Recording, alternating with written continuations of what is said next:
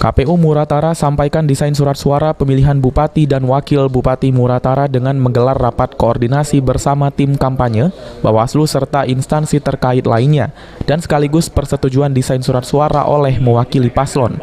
Ketua KPU Muratara Agus Marianto menjelaskan, desain yang disampaikan telah sesuai ketentuan dan konsultasi langsung dengan KPU RI setelah surat disetujui. KPU akan melakukan persiapan kegiatan logistik tahap kedua seperti surat suara, kotak suara, bilik suara, dan lainnya.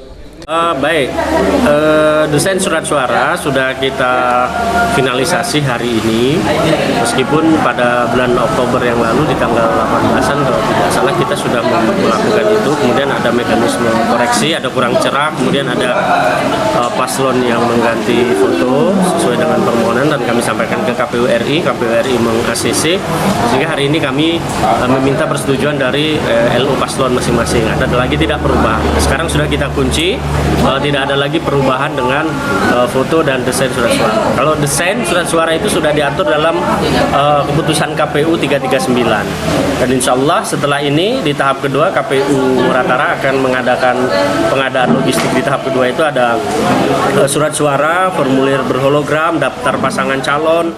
Agus sendiri berharap kegiatan Pilkada di Musirawas Utara tahun 2020 ini nantinya dapat berjalan baik, aman, dan tanpa ada halangan apapun. Adi Arianza, PAL TV.